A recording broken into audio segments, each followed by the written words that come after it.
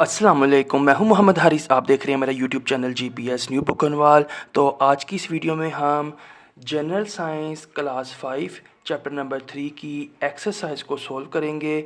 और ये जो चैप्टर 3 है जिसका उन्वान था फ्लावर्स एंड सीड्स, इसका मुकम्मल लेक्चर ऑल टॉपिक्स, एक एक टॉपिक को मैंने मुकम्मल वजाहिद के साथ आपके साथ शेयर किया था। तो वीडियो अपलोड हो चुकी है। अगर आपने वो वीडियो अभी तक चेक नहीं की तो आप उसको जाकर देख सकते हैं।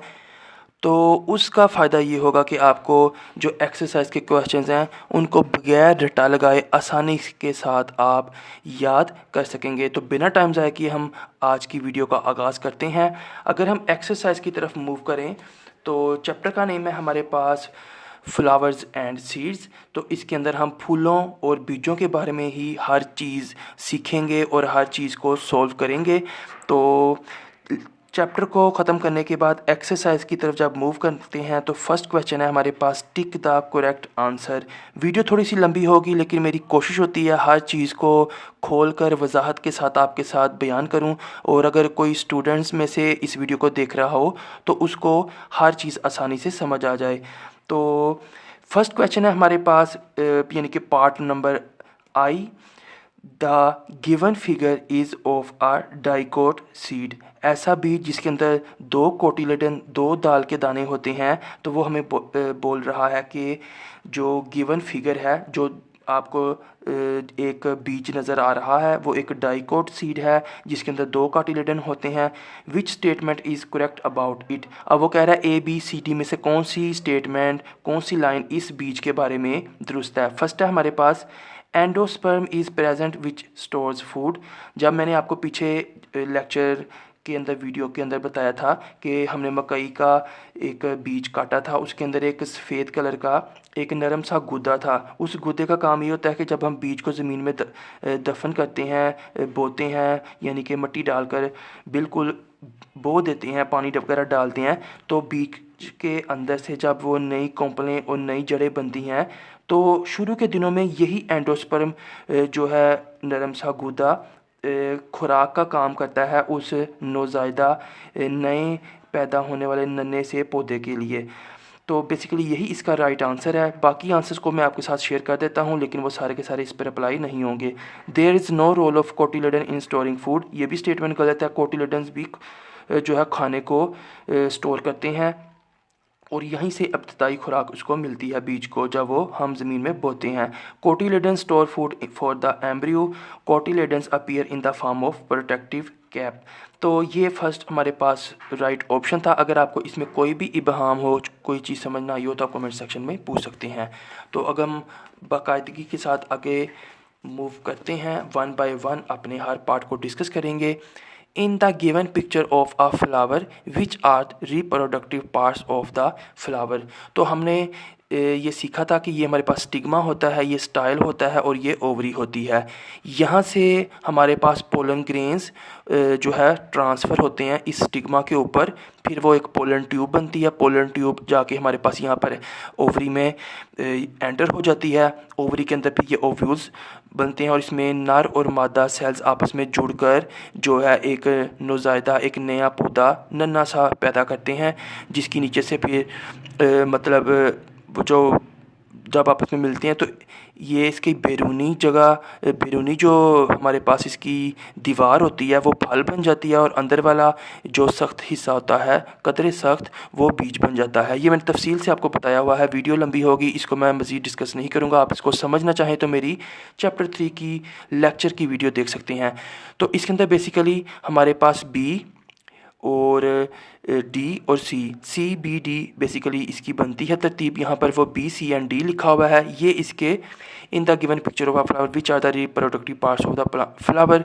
रिप्रोडक्टिव का मतलब होता है नस्ल को बढ़ाना, नई नस्ल पैदा करना, नया पौधा बनाना। तो इन तीन हिस्सों का किरदार होता है रिप्रोडक्शन में। बाकी के ऑप्शंस गलत हैं।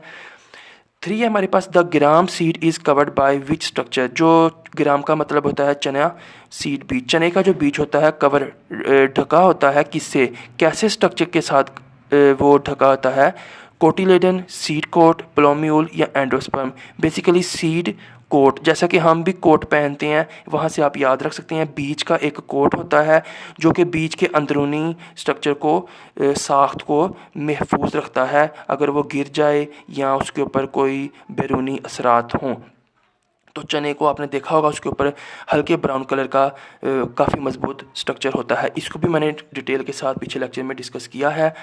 विच conditions are necessary for seed germination. Germination का मतलब होता है उगना, सीड का मतलब होता है बीज। नेसेसरी ज़रूरी, कंडीशंस हालतें, विच कौन सी, आर हैं। तो एक बीज के उगने के लिए कौन सी हालतें, कौन सी चीज़ों की ज़रूरत होती है? पानी, मट्टी, हवा, अंधेरा। इसमें अंधेरे की वजह से ऑप्शन गलत हो गया। हवा, पानी, रोशनी, इसमें रोशनी की वजह से। और इसमें टेम्परेचर, सोयल और लाइट, इसमें भी रोशनी की वजह से। और जो बुनियादी, क्योंकि जब हम ज़मीन के अंदर बीज को दफन करते हैं, दबाते हैं, तो वहाँ ज़मीन के अंदर कोई रोशनी नहीं होती। हमें जो रोशनी चाहिए होती है सूरज की, वो बेसिकली हमें टेम्परेचर फ्राम, दर्जा हरारत फ्राहम करती है पानी और एयर। एयर से मुराद यहाँ पर ऑक्सीजन है। तो ऑप्शन सी हमारे पास दुरुस्त होगा।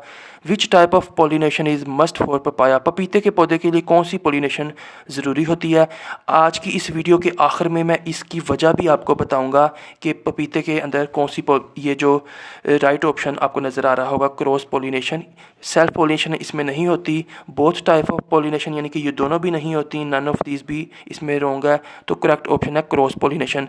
तो पपीते के पौधे हमेशा अगर दो पौधे हों फिर ही इसके ऊपर फल लगता है। अगर अकेला एक पपीते का पौधा आप बोएंगे तो उसके ऊपर फल नहीं लगेगा। वीडियो को एंड तक देखें, इसके जो रीज़न है, जो जवाब है, मैं आपके साथ शेयर करूंगा।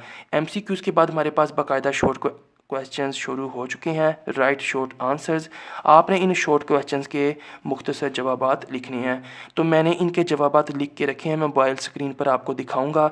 और हमेशा की तरह इनकमिंग वीडियोज़ में मेरी कोशिश होगी किसी वीडियो के अंदर मैं आपके साथ कोई ऐसा प्रोसेस शेयर करूं कि जो मैंने इनकी PDF तैयार की है वो आप तक पहुंचा सकूं। तो ये मेरे पास जवाबात आ चुके हैं। तो हमने इसमें MCQs को सॉल्व कर लिया। फर्स्ट क्वेश्चन को पहले हम बुक से रीड करते हैं। Can you tell the names and functions of the 4 parts of a flower. एक फूल के 4 पार्ट्स, 4 हिस्से होते हैं। तो कैन यू टेल, क्या आप बता सकते हैं नेम्स एंड फंक्शंस। तो उन 4 हिस्सों के आपने नेम्स और फंक्शंस को बताना है। तो हम स्क्रीन पर आ जाते हैं। बेसिकली तो आपने एक पेंसिल और साथ में नोटबुक पकड़ लेनी है और इनको नोट करना है, या फिर आप स्क्रीनशॉट ले सकते हैं और बाद में नोट कर सकते हैं। लेकिन सवाल के जवाब को अगर आप समझ लेंगे तो याद करने में बेहद आसानी होगी। आपने यहाँ सवाल से देखकर names and functions of the 4 parts of flower, ये सारी लाइन आपको याद करने की ज़रूरत नहीं है। आपने यहाँ से देख के नीचे लिख देनी है names and functions of the 4 parts of flower. चूँकि उसने खुद ही बता दिया है कि 4 हिस्से हैं, तो ये 4 हिस्से कुछ इस तरह से होते हैं। पहला होता है हमारे पास सीपल्स, पीटल्स, स्टीमन एंड कार्पल। अब इसमें सीपल्स क्या चीज़ होती है? जो हम फूल को देखते हैं, चाहे वो गुलाब का फूल हो तो उसके अंदर रेड कलर की उसकी पत्तियाँ होती हैं, और एक रेड कलर की पत्तियों के नीचे जब वो ये फूल एक कली की शक्ल में होता है, अभी खिला नहीं होता, तो वो ग्रीन कलर की एक डोडी सी होती है। और जब वो फूल खिलता है तो फूल खिलकर ऊपर की तरफ मूव कर जाता है और उसके नीचे उसकी जो वो ग्रीन कलर की पत्तियाँ होती हैं नीचे रह जाती हैं। अगर आपको यहाँ से कुछ समझ आना चाहे तो ये और इस फ्लावर के अंदर ये नीचे 2 पत्तियाँ, जब ये फूल अभी खिला नहीं था तो इन्हीं पत्तियों ने इस फूल को ढांप के रखा था। बाद में ये पत्तियाँ खिल गईं और अंदर से फ्लावर ऊपर की तरफ मूव कर गया। इन पत्तियों को हम बेसिकली सीपल्स कहते हैं। इनका काम क्या होता है? They protect the internal structure. जब तक फूल खिलता नहीं है ये अंदरूनी स्ट्रक्चर यानी कि साख्त की प्रोटेक्ट, हिफाजत करती हैं। Petals, they attract insects for pollination. तो नीचे वाली पत्तियां जो ग्रीन कलर की होती हैं इनको हम बोलते हैं सीपल्स, और ऊपर वाली जो रंग बिरंगी पत्तियां होती हैं जिनका कलर रेड कलर का होता है, पिछले लेक्चर्स में मैंने आपको ये चीज़ इसी चैप्टर के लेक्चर में मैंने आपको वजाहत के साथ बयान किया, आप उसको लाजमी चेकआउट करें। तो इनको बोलते हैं हम पीटल्स। अब पीटल्स का काम क्या होता है कि ये कीड़े मकोड़ों को अपनी तरफ अट्रैक्ट करती हैं। रंग बिरंगे जो ये छोटी छोटी पत्तियों के ग्रुप्स होते हैं, कीड़े दूर से देखकर इनकी तरफ लपकते हैं, कीड़े हों, तितलियां हों या फिर परिंदे वगैरह। और ये क्यों आते हैं? इसकी वजह भी मैंने चैप्टर में बता चुका हूँ ताकि पोलिनेशन हो सके। They attract insects for pollination. अगर पोलिनेशन ना हो तो बीज जो है वो नहीं बनता, जो फूल है उसके अंदर वो फल और बीज नहीं बन पाता। Stamen, it is the male reproductive part, और carpel, it is the female reproductive part. तो इसी के अंदर ही हमारे पास जो स्टेमन और जो कार्पल है वो मौजूद होता है, जिनके आपस में मिलने से पहले अंदर की तरफ बीज और बाहर की तरफ फल बनता है। जैसे जैसे फल का साइज़ बड़ा होता है तो वो उसके अंदर गूदा, अगर सेब या आम कोई भी फल है वो भरना शुरू हो जाता है, और जिसके सेंटर में वो बीज मौजूद होता है। आप मेरे लेक्चर को चेकआउट करें, आपको इसकी क्लियर समझ आ जाएगी।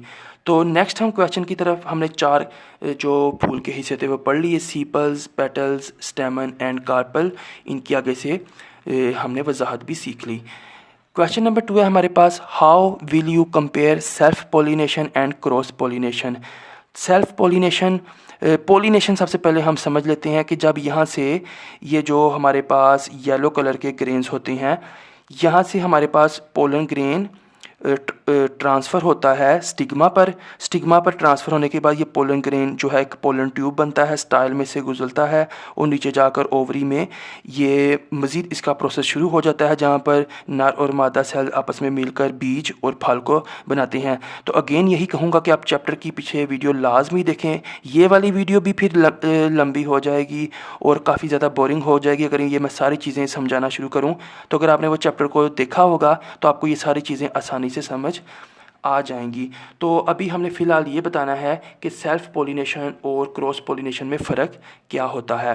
तो इसके अंदर मैंने 2 जवाबात लिखे हैं ताकि जो वीक स्टूडेंट्स हैं उनके लिए भी आसानी हो, और अगर ब्राइट स्टूडेंट्स हैं वो भी इसको नोट कर सकें। सबसे पहले हम थोड़ा टफ़ तो नहीं बोलूँगा, इसको थोड़ा सा मैं लेंथी आंसर बोलूँगा। इसके अंदर बेसिकली 2 ही पॉइंट्स करने हैं। जो फर्स्ट पॉइंट है इसके मैंने 2 हिस्से किए हैं। आप ऊपर वाला कर सकते हैं या नीचे वाला, ऊपर वाला या नीचे वाला। तो अगर आप इसका ऊपर वाला जवाब करेंगे तो इसका भी ऊपर वाला ही करेंगे। अगर आप नीचे वाला करेंगे तो क्रॉस पोलिनेशन में भी आप नीचे वाला ही सेकेंड पॉइंट करेंगे। अब हम इसको फर्स्ट पॉइंट को पढ़ते हैं। सेल्फ पोलिनेशन में पोलन जो कि इस हिस्से के ऊपर मौजूद होते हैं, जर्द दाने। Pollen is transferred from the anther. ये हमारे पास जो जर्द दाना है इसको एंथर बोलते हैं, ये धागे को फिलामेंट बोलते हैं। फिलामेंट के ऊपर एंथर होता है, एंथर के ऊपर हमारे पास जो है पोलन्स होते हैं। अभी आपको नज़र आ रहा होगा कि पोलन्स यहाँ पर गिर गए हैं, लेकिन ये पोलन्स कहाँ से आते हैं, इसी हमारे पास एंथर से ट्रांसफ़र होकर ये स्टिग्मा पर गिरते हैं, जिनको पोलन्स कहते हैं। Pollen is transfer from the anther to the stigma. तो एंथर से स्टिग्मा पर गिनते हैं ये pollens of the same flower, उसी फूल के, और another flower on the same plant.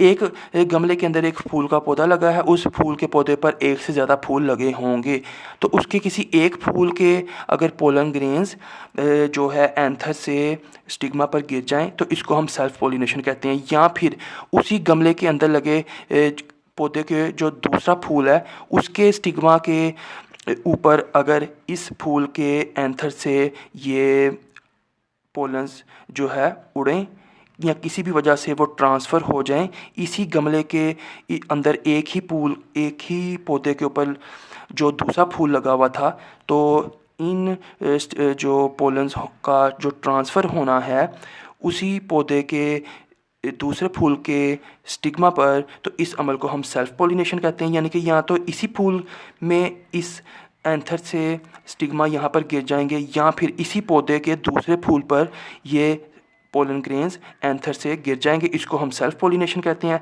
Cross pollination में क्या होता है, pollen is transferred from the anther of one plant to the stigma of a flower of another plant of the same kind. उसी नस्ल का अगर अब हमने 2 पौधे ले लिए हैं, एक गमला यहाँ पर है और एक गमला यहाँ पर है, या ज़मीन में 2 अलहदा पौधे लगे हैं, तो इस पौधे, लेकिन दोनों की किस्म सेम होनी चाहिए। इस पौधे के एंथर के ऊपर मौजूद पोलन ग्रेन्स जब उड़कर दूसरे पौधे के स्टिग्मा के ऊपर वो जाकर गिरें, तो इस अमल को हम क्रॉस पोलिनेशन कहते हैं। तो इसके अंदर बेसिकली दोनों पौधों की नस्ल जो है वो सेम होनी चाहिए, लेकिन दोनों पौधों की जड़ें, गमले वगैरह अलहदा होंगे। ये थोड़ा सा डिटेल के साथ आंसर है। अगर कुछ वीक स्टूडेंट्स हैं तो वो कुछ इस तरह से इसको याद कर सकते हैं। आपके साथ मैंने इस स्क्रीन को जूम आउट कर दिया है, आप यहाँ पर रोक कर इसको पढ़ सकते हैं। तो अभी हम मज़ीद इसको पढ़ते हैं आसान करके। अगर आपको ये याद नहीं तो आप ये लिख सकते हैं, pollen moves from anther to stigma in the same flower, यानी कि pollen moves from anther to stigma in the same flower, उसी फूल के या और ऑन द सेम प्लांट, या उसी पौधे के किसी दूसरे फूल के स्टिग्मा पर अगर वो पोलन्स गिर जाएं तो इसको सेल्फ पोलिनेशन कहते हैं। और इसका दूसरा आसान, ऊपर वाले पॉइंट का दूसरा आसान ये बनता है कि pollen moves from one plant to a flower on another plant.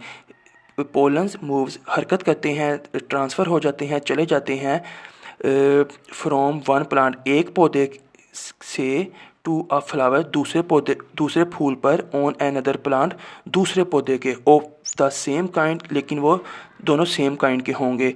तो सेल्फ पोलिनेशन की मिसाल हमारे पास पी है जिसको मटर बोलते हैं, मटर। और एग्जांपल क्रॉस पोलिनेशन में हमारे पास रोज़ आएगा। रोज़ का मतलब होता है गुलाब का फूल। तो उम्मीद है ये आपको कॉन्सेप्ट क्लियर हो गया होगा। क्वेश्चन नंबर 3 की तरफ मूव करते हैं। तो अगेन यही बोलूँगा कि अगर आपने इसको मज़ीद आसानी के साथ समझना है तो पिछला मेरा लेक्चर लाजमी देखें। मैंने उसमें स्टेप बाय स्टेप आपके साथ उर्दू में वजाहत शेयर कर रखी है।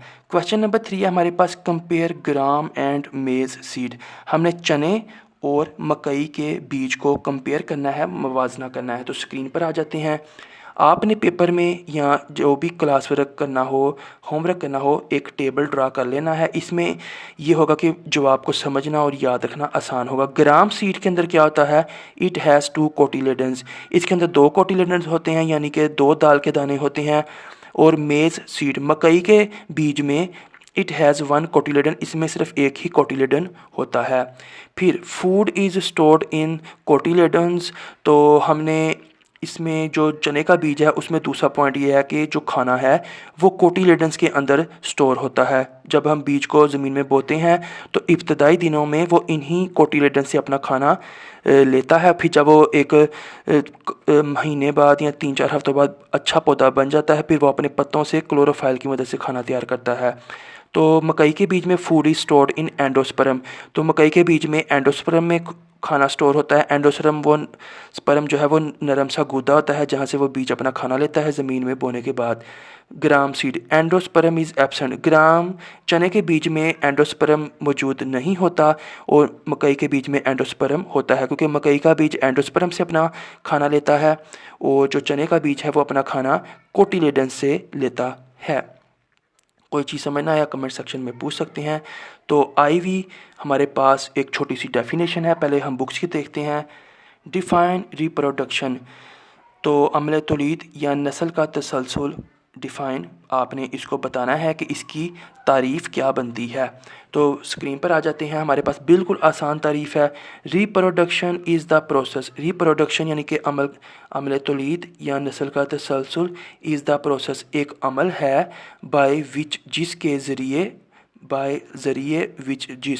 ज़रिए लिविंग थिंग्स ज़िंदा जानदार या ज़िंदा चीज़ें प्रोड्यूस पैदा करती हैं, यंग छोटे, वंस अपने जैसे छोटे पैदा करती हैं, ऑफ देयर ओन काइंड अपनी ही किस्म के, यानी कि ऐसा अमल जिसमें जानदार चीज़ें अपनी ही किस्म के छोटे छोटे नए जो जानदार हैं वो पैदा करती हैं, उस अमल को हम रिप्रोडक्शन कहते हैं।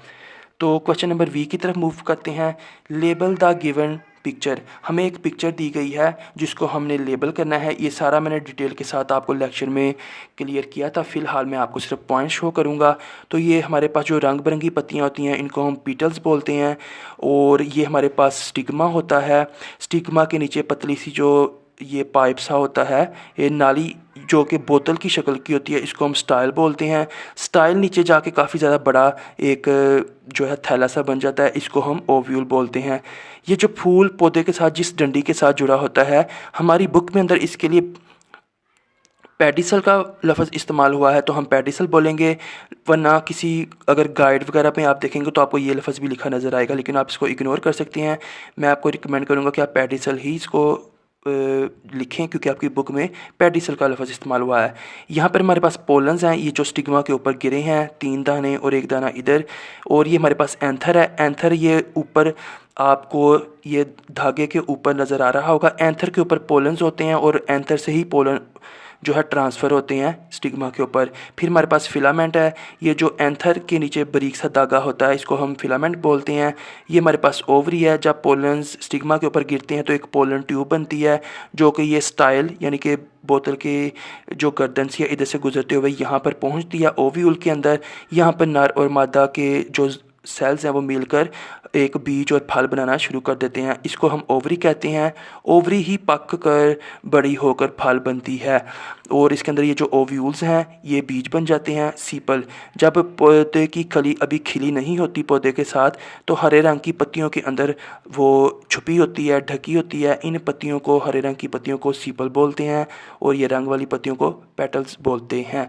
तो आप इसको, ये स्क्रीन पर मैंने क्लियर किया, आप इसको स्क्रीनशॉट ले सकते हैं या नोट कर सकते हैं। तो नेक्स्ट हम मूव करते हैं, तो हमारे पास क्वेश्चन नंबर 3 है। जिल्द की वजह से आपको ये 3 नज़र नहीं आ रहा होगा, लेकिन आप इसको अपनी बुक के ऊपर देख सकते हैं। क्वेश्चन नंबर 3 के अंदर हमें बेसिकली 4 तस्वीरें दी गई हैं। कंस्ट्रक्टेड रिस्पॉन्स क्वेश्चंस, आपने इसमें कंस्ट्रक्शन जैसे करते हैं, तामीर करते हैं, आपने जवाब को तामीर करना है सोच के समझ के। तो हमारे पास इसमें क्या है, प्लेन वाटर। पहली तस्वीर में हमारे पास प्लेन वाटर है। प्लेन वाटर का मतलब है जिसके अंदर कोई भी चीज़ हमें अजाफी शामिल नहीं की, आप समझ लें कि सादा पानी। वाटर विद साल्ट, दूसरे के अंदर हमारे पास जो गमला या बर्तन है, हमने उस पानी के अंदर नमक को डाला है। तीसरा जो गमला या बर्तन है उसमें हमने पानी के अंदर वाटर विद शुगर, चीनी डाल रखी है, और तीसरे के बाद चौथे के अंदर हमने वाटर विद विनेगर, सिरका डाल रखा है। अब हमारे पास सवाल क्या है, observe the given picture and tell what is the role of water in seed germination. हर मिट्टी के अंदर हमने जो है वो मतलब कि बीज बो रखे हैं, लेकिन पानी अलग अलग था। तो वो पूछता है कि पानी का क्या किरदार होता है सीड जर्मिनेशन, बीज के जर्मिनेशन, उगने में। इसका आंसर मैं आपको स्क्रीन पर शो करता हूँ। तो बड़ा आसान सा मुख्तसर का जवाब है, आप इसको देख सकते हैं स्क्रीन पर कि वाटर हेल्प्स द सीड, जो पानी होता है हेल्प्स मदद करता है सीड, बीज की। स्वेल, स्वेल का मतलब होता है फूलने में। जब हम बीज को ज़मीन में दबाकर ऊपर पानी डालते हैं तो बीज स्वेल, फूल जाता है। एंड सॉफ्टन, और नरम हो जाता है। Its seed coat and soften its seed coat, यानी कि जो पानी है इसके सीड कोट को सॉफ्टन, नरम कर देता है। जैसे चने का बीज होता है उसके ऊपर ब्राउन भूरे रंग का एक सख्त छिलका होता है, लेकिन जब पानी की डालकर हम इसको ज़मीन में बोते हैं तो पानी इसी सीड कोट को, सख्त छिलके को नरम कर देता है। To start growing into a new plant, ताकि एक नया पौधा स्टार्ट शुरू हो सके, ग्रोइंग, उगना। आप इस आंसर को दोबारा पढ़ लें, मैं एक सांस में बोल देता हूँ। Water helps the seed swell, फूलने में मदद करता है। And soften its seed coat, और इसके सीड कोट को, बैरूनी छिलके को सॉफ्टन, सख्त कर देता है। To start growing into a new plant, ताकि एक नया पौधा उग सके। ये आपको मैंने थोड़ा जूम कर दिया। वापस चलते हैं हम बुक की तरफ। तो ये हमारे पास फर्स्ट क्वेश्चन था, क्वेश्चन नंबर 3 के अंदर कंस्ट्रक्टेड रिस्पॉन्स क्वेश्चन। नेक्स्ट हम देखते हैं हमारे पास कौन सा क्वेश्चन मौजूद है। तो अभी आप स्क्रीन पर देख सकते हैं हमारे पास 4 तस्वीर हैं, और इन चारों तस्वीर में फूल हैं, और हर फूल के ऊपर कोई ना कोई जानदार नज़र, इस फूल के ऊपर हमें एक तितली नज़र आ रही है, इस फूल के ऊपर हमें एक हमिंग बर्ड परिंदा नज़र आ रहा है, इसके ऊपर हमें एक शहद की मक्खी, और इस फूल पर भी हमें एक शहद की जो मक्खी है वो नज़र आ रही है। बेसिकली ये सारे जानदार, तितली, परिंदे, शहद की मक्खी पोलिनेशन करने यहाँ पर आए हैं, यानी कि फूल के जो हमारे पास एंथर के ऊपर पोलन ग्रेन्स होते हैं, ये इनकी टांगों की मदद से या चिपक कर या किसी भी तरह से इनकी चोंच की मदद से जो एंथर के ऊपर पोलन ग्रेन्स होते हैं वो स्टिग्मा पर चिपक जाते हैं। अच्छा, अब हम सवाल की तरफ पढ़ते हैं कि वो सवाल में क्या पूछ रहा है। ऑब्जर्व द गिवन पिक्चर्स, वो कह रहा है दी गई तस्वीर को ऑब्जर्व करें, इनका मुशाहिदा करें। For which type of pollination, किस किस्म की पोलिनेशन 4 के लिए are the shapes and structures of flower suitable. Basically ये सवाल में छोटी सी मिस्टेक है, यहाँ पर दा की बजाय दीज आना चाहिए था, यानी कि इन फूलों की बात हो रही है, इन फूलों की शेप्स शक्लों की और स्ट्रक्चर साख्त की बात हो रही है। तो दा से ये ऐसा गुमान होता है कि जैसे हमने किसी भी फूल, तो बेसिकली यहाँ पर इन 4 फूलों की बात हो रही है। तो वो पूछना ये चाह रहा है कि आपको इन फूलों से देखकर क्या जहन में आता है कि इन फूलों के लिए सेल्फ पोलिनेशन ज़रूरी है या फिर क्रॉस पोलिनेशन इन पिक्चर्स के अंदर हो रही है। तो आंसर को हम देख लेते हैं, जो कि मैंने पहले से टाइप कर रखा है। तो इसमें बेसिकली हमारे पास जो है, आप देख सकते हैं, ये आपके पास आंसर शो हो चुका है। तो the flowers in given pictures, दी गई तस्वीरों में फ्लावर्स यानी कि फूल आर सूटेबल मौजू हैं for cross pollination, cross pollination के लिए, because of their shapes and structures, उनकी शक्ल और साख्त की वजह से। ये आपको मैंने जूम कर दिया आंसर, ये आप चेकआउट कर सकते हैं। तो बेसिकली इसके एंथर से जो पोलन ग्रेन्स हैं इस फूल के स्टिग्मा तक नहीं पहुंच सकते जब तक कि शहद की मक्खी खुद आकर, अब शहद की मक्खी यहाँ पर क्या करने आती है, वो फूलों का रस चूसने आती है, और जब वो अपने टांगों की मदद से ऐसे ऐसे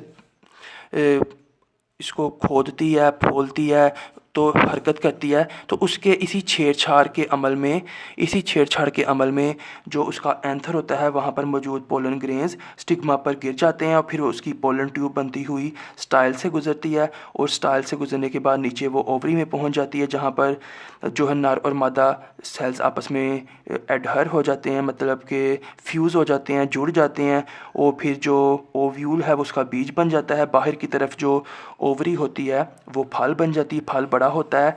तो जब भी हम फल को काटते हैं उसके सेंटर में उसके बीज होते हैं। उम्मीद है आपको इसका आंसर क्लियर हो गया होगा। क्वेश्चन 4 है हमारे पास, if all the insects become extinct. Extinct का मतलब होता है नापैद होना, जैसा कि डायनासोर्स नापैद हो चुके हैं, वो कभी भी दुनिया में हमें देखने को नहीं मिलेंगे।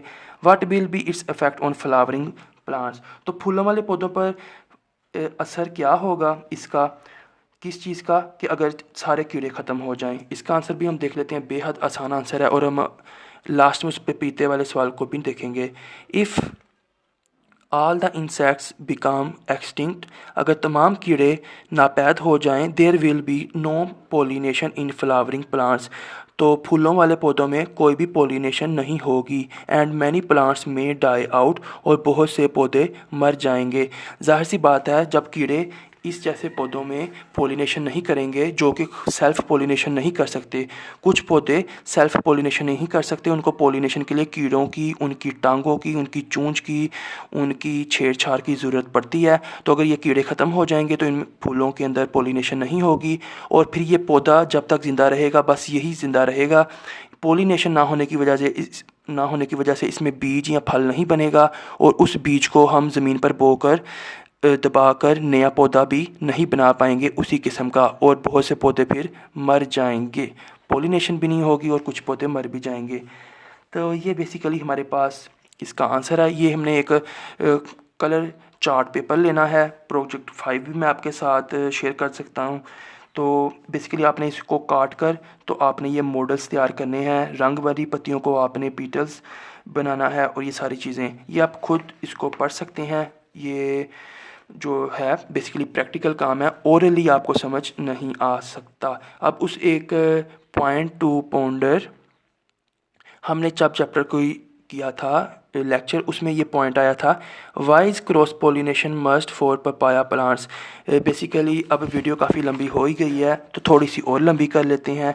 मैं आपको ये दिखा देता हूँ कि ये चीज़ कहाँ पर उसने पूछी थी, और इसमें मुझे थोड़ा सा ढूंढने में टाइम लगेगा। ये मेरे पास बड़ी किताब है, इसमें सफ़ा नंबर 30 है, और ये आपको नज़र आ रहा होगा पॉइंट टू पॉन्डर के why is cross pollination must for papaya plants.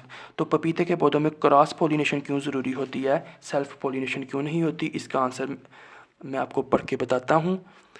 तो इसका आंसर है, papaya plants need cross pollination, पपीते के पौधों को क्रॉस पोलिनेशन की ज़रूरत होती है, बिकॉज क्योंकि द पोलन, जो पोलन ग्रेन्स होते हैं जर्द दाने, is on the male part and the fruit grows on the female part, यानी कि इसके नर और मादा लहदा पौधे होते हैं। तो जो मेल पार्ट वाला मेल यानी कि जो मुज़क्कर का पौधा होता है उससे पोलन उड़ते हैं, ट्रांसफ़र होते हैं और उस पौधे के स्टिग्मा पर गिरते हैं जो कि फ़ीमेल होता है। बीज एंड विंड, तो शहद की मक्खियाँ और हवा कैरी द पोलन, बेसिकली शहद की मक्खियाँ और हवा इन पोलन ग्रेन्स को मुज़क्कर वाले पौधे से उठाकर मोनस वाले पौधे के ऊपर जो है वो ट्रांसफ़र करती हैं, so that papaya can grow, ताकि पपीता उग सके।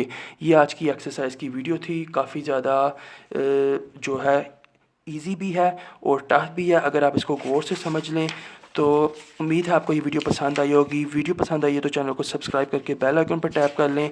इंशाल्लाह ताला अगली वीडियो होगी हमारे पास चैप्टर 4 की, जिसके अंदर मैं 2 वीडियोस बनाऊंगा। पहले हम इस चैप्टर को आसानी के साथ पढ़ेंगे, समझेंगे और इसके बाद हम इसकी एक्सरसाइज को सॉल्व करेंगे।